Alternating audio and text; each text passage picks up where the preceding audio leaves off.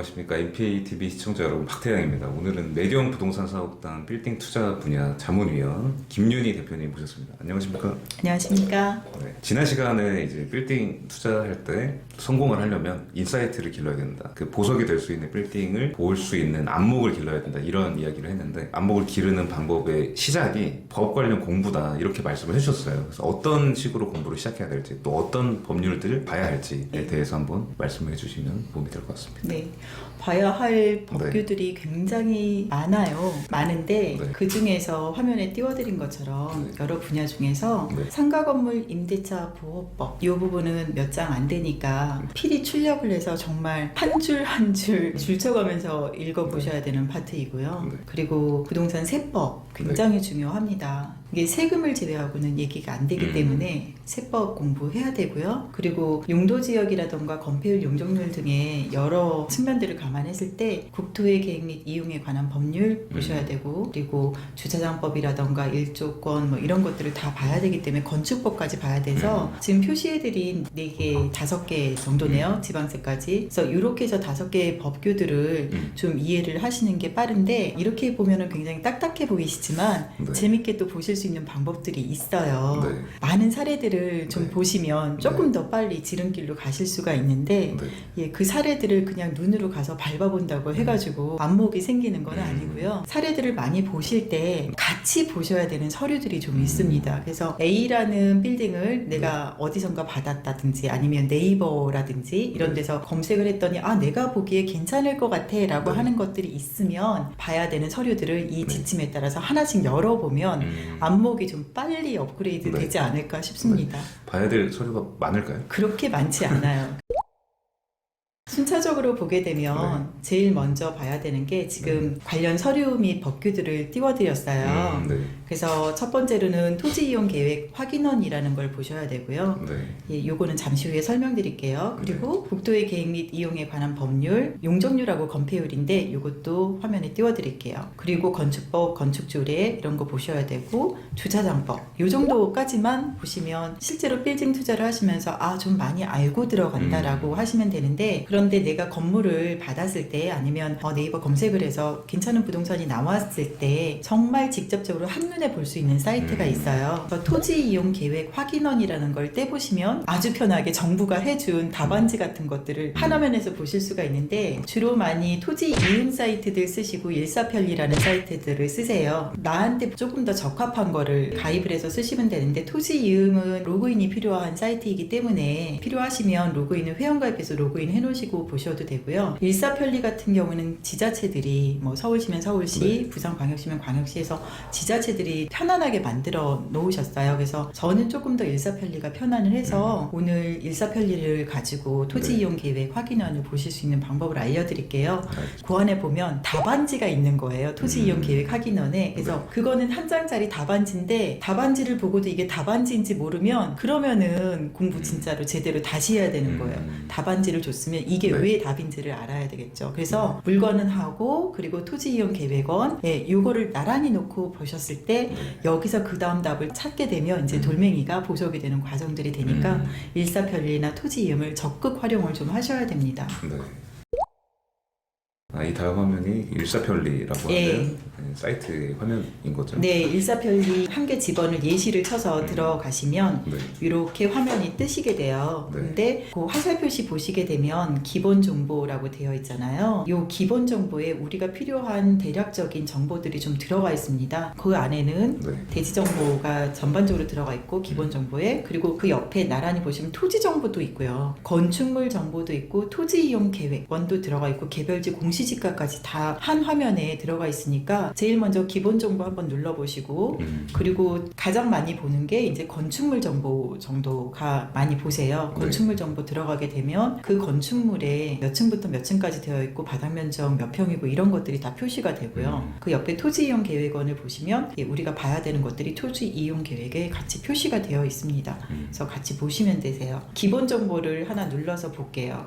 지금 강남구 삼성동에 있는 번지를 전기를 쳐서 지금 봤더니 네. 면적이 표시가 됐네요. 대지 면적. 그래서 대지 면적이 672.4제곱미터구나 라고 나와 있어요. 그래서 요거를 보시게 되면 이 토지의 면적은 672.4제곱미터구나를 보실 수가 있고요. 그리고 그 밑에 밑줄친대로 쭉 내려가시면 토지 이용 계획이라고 되어 있잖아요. 이건 종합적으로 토지 이용 계획을 끌어다가 여기다 하나면에 놔준 건데 용도 지역이 표시된 대로 일반 상업지역이고 제3종 일반 주거지역으로 표시되어 있어요. 그래서 우리가 흔히 말하는 노선상업지역이 이런 경우에 속합니다. 그래서 일반 상업지역과 네. 제3종 일반 주거지역이 복합적으로 표시되어 있는 거고 네. 그 옆에 보시면 지구단위 계획구역에 걸려있고 네. 막 지금 모르는 용어들이 막 나오죠. 노선 상업지역이 뭘까요? 노선 상업지역이요. 보통 일반 상업지역 같은 경우는 대로변에 주로 지정이 돼요. 네. 건물을 높게 짓고 그리고 미관을 위해서 용적률을 풀어줘서 네. 건물을 유려하게 만드는 걸 정부가 유도를 하시는 거죠. 그렇게 해서 대로변에는 일반 상업지역인데 한 필지 안에 지금 보시는 것처럼 전체가 일반 상업지역이 아니고요. 일정 부분만 일반 상업지역으로 가게 되면 우리가 흔히 편하게 노선 상업지역이라고 말들을 합니다. 정식 명칭은 정식 아닌데 명칭은 흔히 쓰는 아니지만 표현이다. 네. 그리고 지구단위 계획구역에 걸려 있고 네. 지구단위 계획구역에 걸려 있을 때는 봐야 되는 법규나 서류들이 네. 조금 더 있어요. 그리고 건축선 표시되잖아요. 건축선 이렇게 보시면 경계선에서 3m 후퇴로 되어 있어요. 지금 네. 서울 시내 대부분의 대로변에서는 건축선을 3m를 들어가게끔 하고 있는데 어느 곳은 들어가고 또 어느 곳은 들어가지 않기 때문에 좀 봐줘야 됩니다. 그래서 이런 것도 보셔야 되고요. 특이하게 여기는 강남구 삼성동이다 보니까 토지거래 허가구역으로 지정이 되어 있어요. 그래서 관련 법규 중에 토지거래 허가구역에 관련된 법규들을 좀 같이 보셔야 되는데 이게 답안지라고는 했는데 아까 처음에 답안지를 보고도 답인 줄 모른다라고 하면 못 만든다고 했잖아요. 모를 것 같은데요. 네. 이 중에서 이제 대지 면적은 다 알잖아요. 땅 면적 몇 평이구나 네. 나와 있죠. 그리고 용도 지역에서 보면 여기 이 예를 들어서 일반 상업지역하고 제3종 일반 주거지역이라고 있는데 이건 도대체 무슨 말을 하는 건지 모르겠다라고 하실 수도 있어요. 근데 요거에 따라서 바닥 면적과 올라갈 수 있는 층의 높이들이 다 달라집니다. 몇 층까지 올라갈 수 있는지가 바로 이 용도 지역에서 다 결정이 된다라고 보시면 돼요. 그리고 지금 지구단위 계획구역이라는 게 나와 있는데 이런 부분들은 관련 법규들을 다 찾아봐야 됩니다. 그래서 이 부분도 보셔야 되고 건축선이란 말도 많이 들어보셨을 건데 네. 건축선은 도시의 미관을 위해서 도로폭이 인도폭이 너무 작거나 그러면 도시의 미관성 좋지가 않으니까 정부에서 지정을 하는 거예요. 도시계획을 짤 때 이만큼은 좀 들어가서 건물이 이제부터 신축하는 거는 뒤로 좀 3m 후퇴해가지고 지어라. 그러면 인도가 넓어지고 미관성 유려해지니까 이런 건데 건축선을 안 지키면 당연히 건축 허가가 안 나오겠죠. 근데 이 건축선이라던가 이런 부분들은 모든 규제들은 선진화되면 될수록 점점 더 강화가 되는 거죠. 후퇴하지는 않아요. 대표적인 예가 이제 이런 건축선도 있지만 주차장법이라던가 이런 부분들 보면 예전에는 차량이 그렇게 많지 않았으니까 주차장법이 지금처럼 강하진 않았지만 그래서 그 당시에 지었던 건물들은 주차장 별로 많이 인입을 안 했음에도 불구하고 건축 허가가 났었는데 지금은 이제 새로 지으려고 봤더니 주차장 때문에 건물을 새로 지을 수가 없더라 막 이런 얘기들도 나와요. 그래서 그런 부분들이 많이 달라지고 있죠. 그리고 그전 규제에는 그게 오케이가 네. 된 건데 네. 주차장법이 강화돼서 다시 지으려면 주차장을 이제 더 많이 확보해야 되는데 많이 확보해야 되는데 그렇게 되면 1층이 많이 잘려나가야 되는 네. 상황들이 발생을 하는 거예요. 못 쓰는 거죠. 네. 그러니까 건축선하고 주차장법 때문에 네. 재건축을 안 하고 리모델링으로 푸시는 건물들이 굉장히 네. 많은 지역들이 있어요. 대표적으로 을지로 같은 경우 가보셨어요? 네. 을지로 대로변 보면 도로폭 굉장히 좁잖아요. 네. 그런데 건축선 필지도 다 굉장히 쪼가리 작은 필지들이 정말 옹기종기 모여 있어요. 근데 그런 곳들은 재건축 절대로 안 합니다. 이런 대장들을 떼보시면 건축선 3m 들어가고요. 그리고 주차장법 적용시키면 건물이 다 날아가요.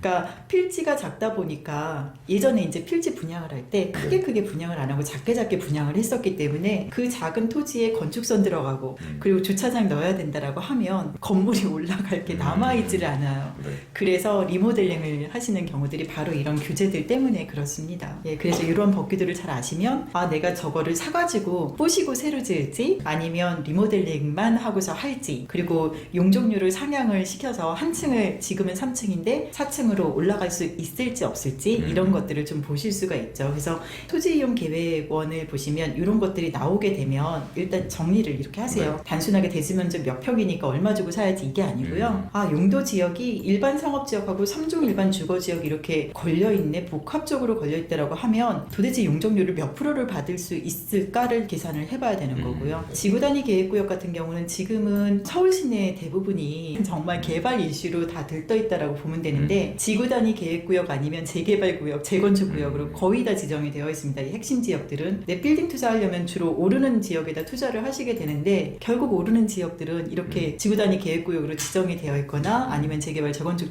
지역으로 지정이 돼서 내가 좀 들어갈 때 아 이게 뭐야 꺼려지네라는 느낌을 줄 수 있는 곳들이 대부분이에요. 근데 또 네네. 그런 곳들이 돈이 돼요.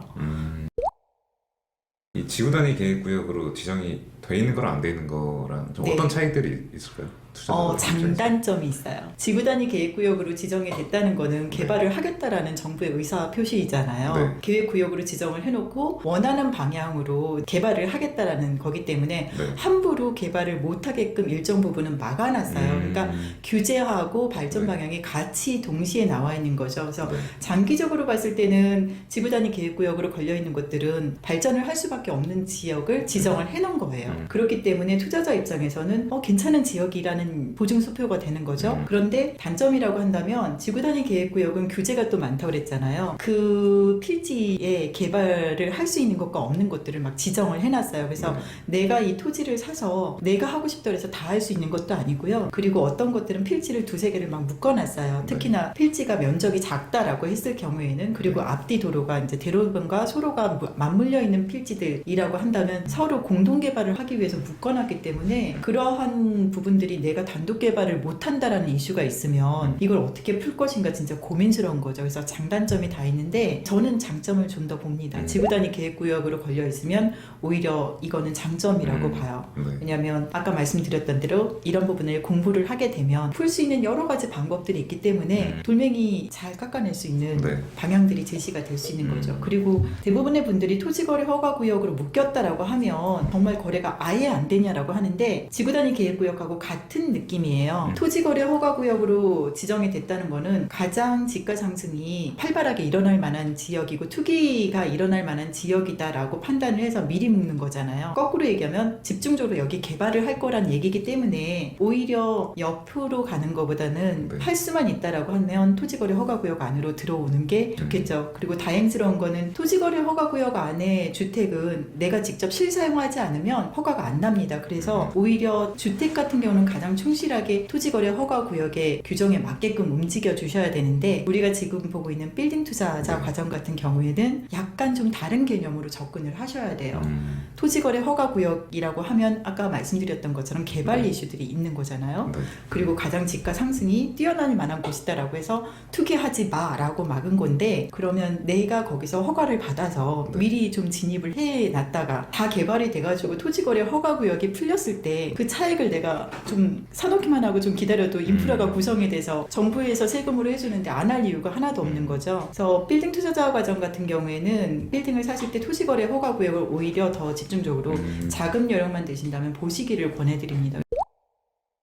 이러한 법규들이 토지이용계획원이라던가 다 나와 있으니까 이런 부분들을 조금 더 집중적으로 살펴보면 빌딩 투자의 기본은 좀 마련할 수 있는 건데 이제 하나씩 다 열어봐야 돼요. 그래서 뭐 예를 들어서 일반 상업지역이다. 어떤 게 일반 상업지역이고 어떤 게 제3종 일반 주거지역인지 모르겠다. 어떤 곳들을 이렇게 지정을 하고 뭘 가지고 뭘 기준으로 지정을 했느냐. 뭐 이런 부분들에 대한 의문점도 생길 수는 있겠죠. 가장 많이 궁금해하시는 부분 분들이 대부분의 분들은 그냥 이거 보시면 질문이 너무 많으세요. 한 100가지 나오는 것 같아요. 공부를 안 하셨을 경우에 토지이용계획원을 토지이용계획원을 보세요라고 하면 처음으로 보시는 분들 같은 경우에는 이거에서 나오는 질문이 조금처럼 용도지역부터 시작해서 지구단위 계획구역, 건축선, 토지거래 허가구역 그리고 내가 A라는 물건을 받았는데 과연 이거 용적률 상향시킬 수 있어요? 없어요? 뭐 용적률 다 찾아먹을 수 있어요? 없어요? 이제 질문들이 굉장히 다양하게 나오죠. 뭐 몇 가지 답까지 되진 않지만 여기서 나올 수 있는 파생될 수 있는 질문들은 무궁무진합니다. 거꾸로 얘기하면 그 질문에 따라서 밸류업을 할 수 있는 방법들이